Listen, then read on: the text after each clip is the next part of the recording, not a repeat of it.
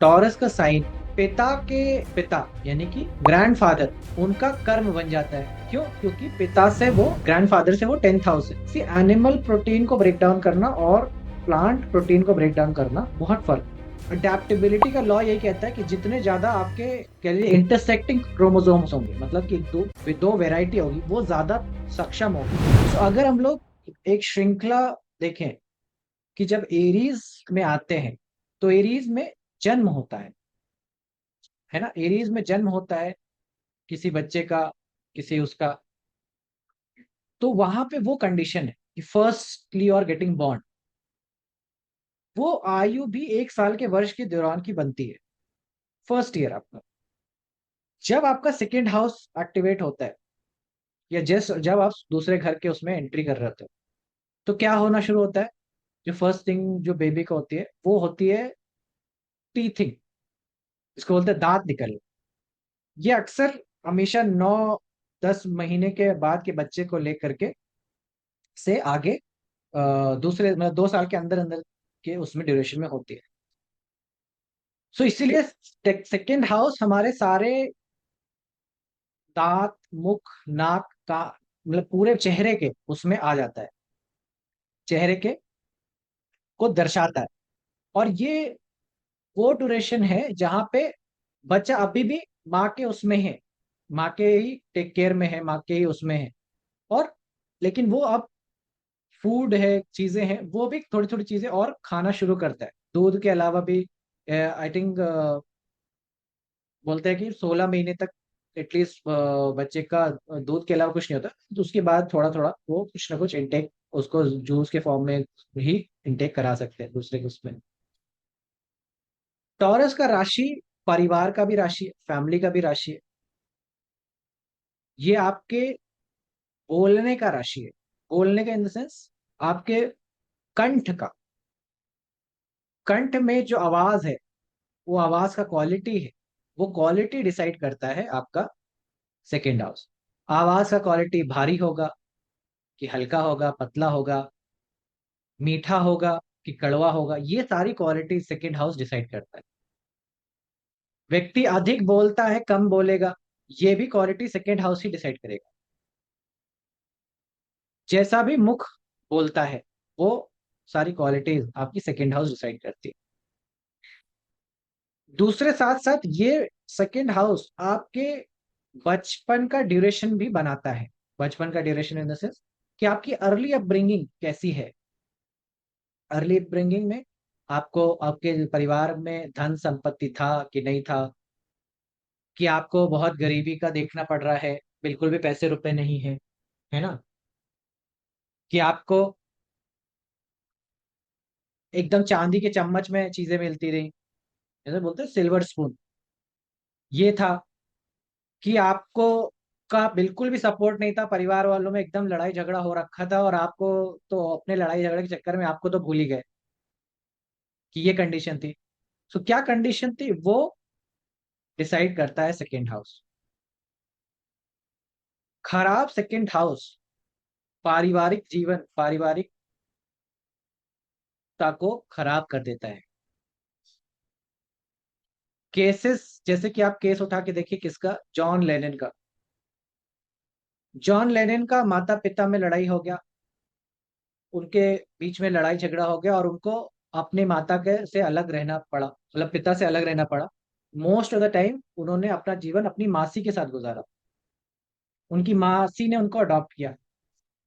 तो जब हम उनका सेकेंड हाउस देखते हैं तो पाइसिस लगन आता है उनका, और सेकेंड हाउस में सैटर्न बैठता है डेबिलिटेटेड एरीज के साइन में। तो ये कहीं ना कहीं बताता है कि सेकेंड हाउस में डेबिलिटेशन की वजह से कुल खानदान में कहीं ना कहीं प्रॉब्लम्स आएंगी, इश्यूज आएंगे। और वो चीज एक बच्चे के लिए बहुत ट्रोमैटिक हो सकती है। क्यों हो सकती है? क्योंकि जब आप भी छोटे हो, आप भी छोटे थे, तो आपके लिए सबसे जो क्लोजेस्ट कनेक्शन है वो किसके द्वारा संबंध होता था? वो होता था आपके माँ और पिता से। ठीक है। माँ और पिता से ये क्लोज कनेक्शन जो था वो, और आप एक ही चीज वहां पे चाहते थे कि आपके माता पिता कभी अलग ना हो।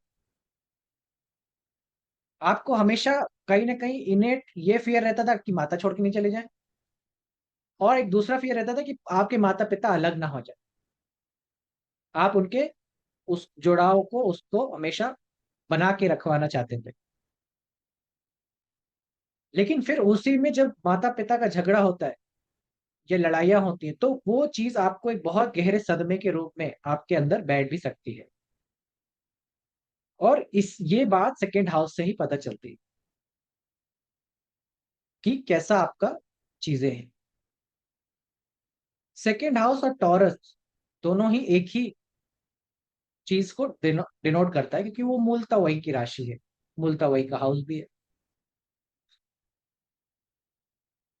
फिर अगर हम समझे कि जो सेकेंड हाउस है उसके दूसरे आयाम भी हैं।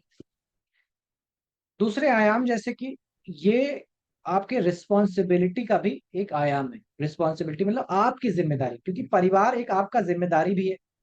पहले वो चीज आपको हेल्प करती है, आपको सपोर्ट करती है, आपकी जब तक आप खाने कमाने लायक नहीं हो जाते तब तक आपको सपोर्ट करती है।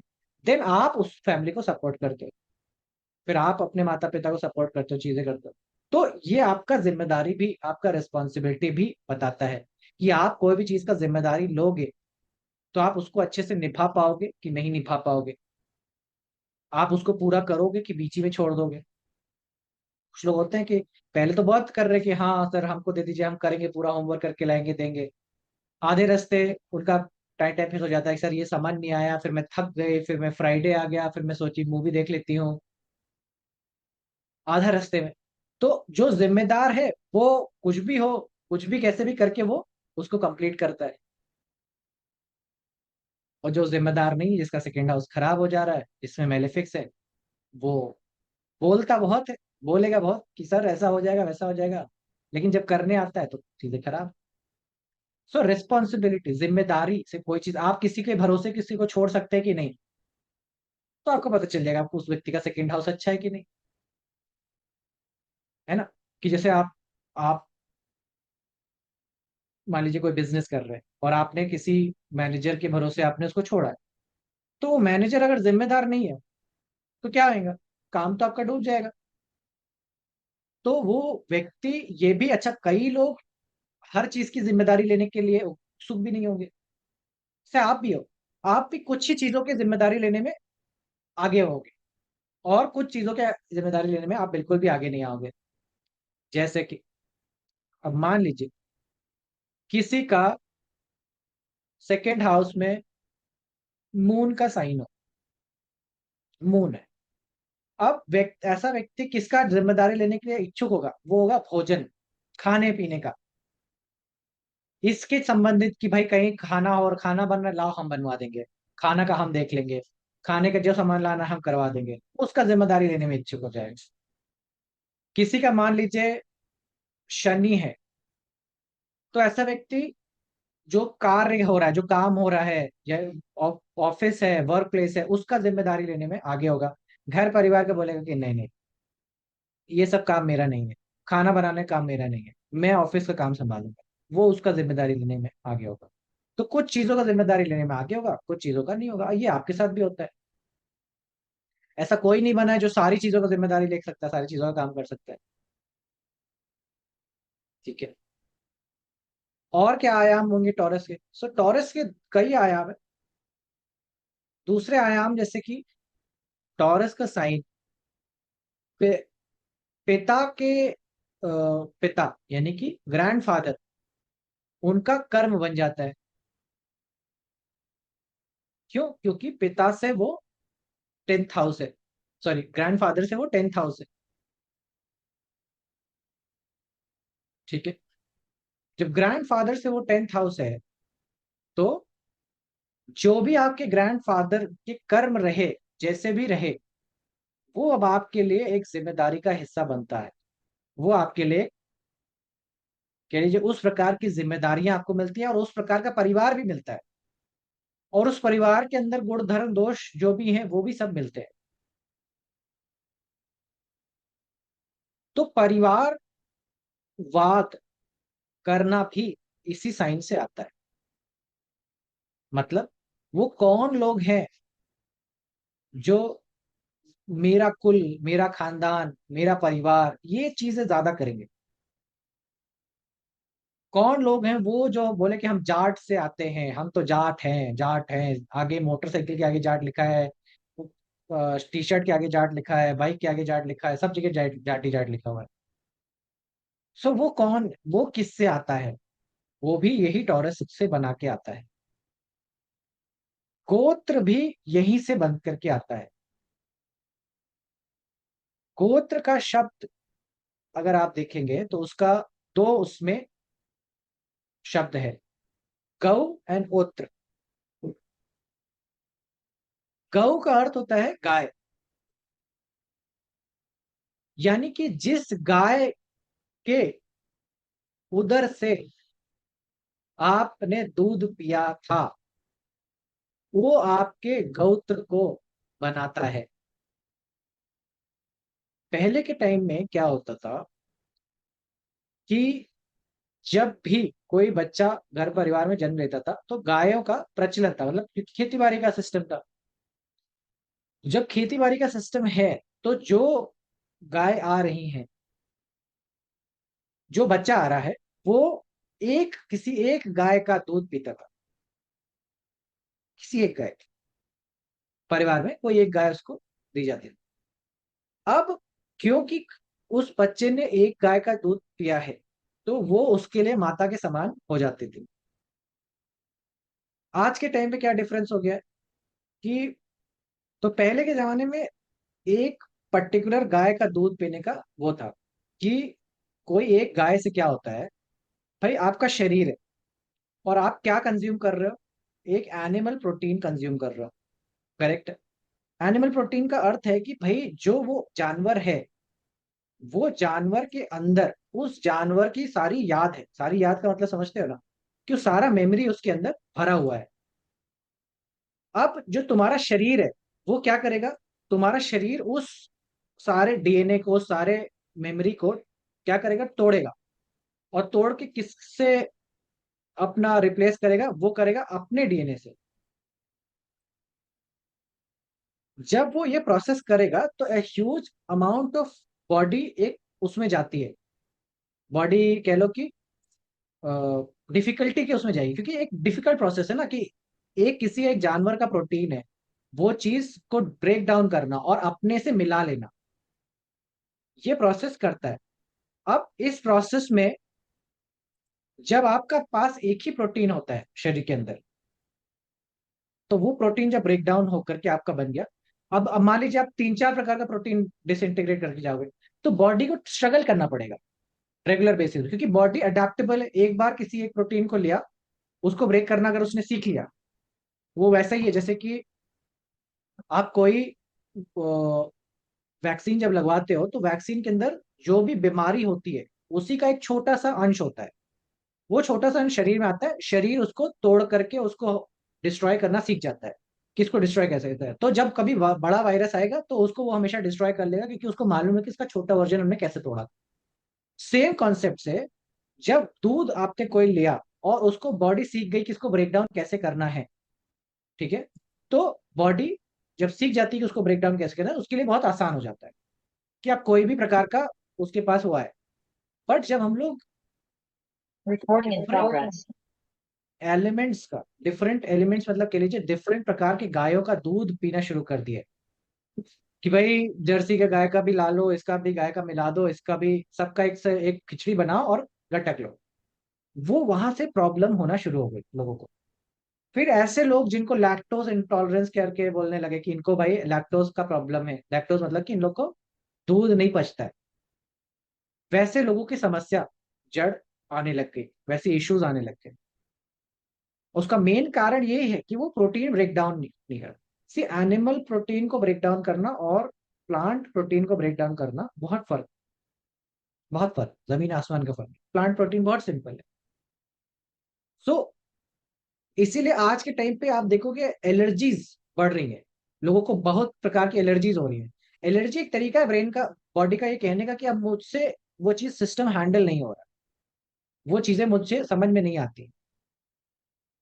विदेशों में क्या हो रहा है कि गाय का मांस, सुअर का मांस, सबका मांस लो, सबको कचूमर बनाओ और उससे बनाओ सॉसेज। सॉसेज बना करके आप उसको खिलाइए। अब ये सॉसेज है क्या, आप समझ रहे हो, किसी का एक एक एनिमल का प्रोटीन है उस मांस में, उसका डीएनए, उसका मेमोरी, उसका सब कुछ है जो बना। फिर आपने दूसरे एनिमल का प्रोटीन लिया, फिर वो मिला दिया, फिर तीसरे एनिमल का लिया, वो भी मिला दिया। मतलब अनगिनत अमाउंट ऑफ प्रोटीन के अंदर अनगिनत डीएनए प्रेजेंट है। अब वो आप कंज्यूम कर रहे हो और आपका शरीर उसको ब्रेक डाउन करेगा, और ब्रेक डाउन करके उसको सब कुछ सपाट करके अपने शरीर से मिलाएगा। अब ऐसे में वो लोग बीमार ना पड़े तो बेकार है फिर हम लोग का इतना मेहनत करके चुन, इतना कॉन्शियसली खाना, इतना चीजें सब समझना। तो इस बात का ध्यान रखना जरूरी हो जाता है कि फर्स्ट ऑफ ऑल अगर आप कंज्यूम कर रहे हैं तो किसी एक उससे कंज्यूम करें, ताकि बॉडी अडेप्ट कर सके, बॉडी के अंदर रेजिस्टेंस ना आए उतना ज्यादा। दूसरी चीज कि इवन विवाह संस्कार में भी ये एक इंपॉर्टेंट फैक्टर हो जाता है। क्यों? क्योंकि भाई आपको कुल को आगे बढ़ाने वाले ऐसे वंश को पैदा करना है, तो आप नहीं चाहोगे कि वो कहीं ना कहीं किसी उससे वीक। और अडेप्टेबिलिटी का लॉ यही कहता है कि जितने ज्यादा आपके कह लीजिए इंटरसेक्टिंग क्रोमोसोम्स होंगे, मतलब कि दो वैरायटी होगी, वो ज्यादा सक्षम होगी अडेप्ट करने में फिजिकल लाइफ को और लाइफ में जीतने के लिए। इसीलिए गोत्र का कॉन्सेप्ट बना, जहां पे ये था कि अगर आपने किसी एक प्रकार के गोत्र सिस्टम को फॉलो किया, यानी कि गायों के उससे आपने मिल्क लिया, तो आप तो उसी सेम उससे ना करें, आप किसी दूसरे उससे करें, जिससे कि जब आपका यूनियन हो, बच्चा हो, तो वो केपेबल हो मच हायर, उसके अंदर ज्यादा गुण हो, दोनों के गुण हो। आप समझ रहे हो? तो ये कॉन्सेप्ट आता है इसी से गोत्र। अब आज के टाइम पे तो ये हो गया कि भाई बस क्या गोत्र है, वशिष्ठ है, कोई ये सैंडल है, बस ये इस पे ड्रॉप डाउन हो गया, that is just merely two, बस शादी में देखने के लिए एक और फैक्टर आ गया कि सब कुछ है बट गोत्र मिल रहा है, ये हो रहा है वो। बट पहले के टाइम पे ऐसा नहीं है। जो सप्तऋषि है, वो सप्तऋषि एक्चुअली में जो गोत्र का सिस्टम बना, जो सप्तऋषि के नाम पे रखा गया, वो ये कहता है कि कहीं ना कहीं, क्योंकि सातों सप्तऋषि, जब भगवान शिव ने सातों ऋषियों को ज्ञान दिया, योग का अलग अलग उसको ज्ञान मिला, तो वो अलग अलग दिशाओं में मूव कर गए। जिसमें से अगस्त मुनि थे जो हिमालय से नीचे दक्षिण भारत की तरफ आए, और दूसरे मुनि कहीं जापान के रीजन में, कहीं अरेबिया के रीजन में, कभी और उधर यूरोप के रीजन्स में गए। सो डिफरेंट डिफरेंट जाने का अर्थ है कि कहीं ना कहीं वो बता रहे हैं कि उस उन प्रकार के गायों का लेन देन भी होना शुरू होता है। तो हमें, जैसे हम दक्षिण भारत में, तो हमको अगर यूरोप बोलेगा तो हमारे लिए बस हमारा दिशा है। दिशा मतलब समझ रहे हो ना, कि भाई उस दिशा में, या हम बोलेंगे कि भाई उत्तर की दिशा में है, पूर्व की दिशा में, उस दिशा से। तो उसी बेसिस में हमने गायों को भी केंद्रित कर दिया कि भाई ये गाय उत्तर की गायें हैं, इसलिए ये वो सांडिल मुनि की तरफ वाली गायें हैं, ये उनके मुनि वाली की तरफ की गायें हैं, इस प्रकार से। क्योंकि वो आश्रम एक केंद्र होता था, एक सेंटर होता था। आश्रम हमेशा मंदिर से जुड़ता था, और मंदिर और आश्रम दोनों मिल करके एक ह्यूज अमाउंट ऑफ भंडारा है, गायें हैं, ये सबको पालते थे, क्योंकि वो पूरा स्कूलिंग सिस्टम हुआ करता है इस प्रकार से। तो यहाँ से गोत्र का सिस्टम बन करके आता है।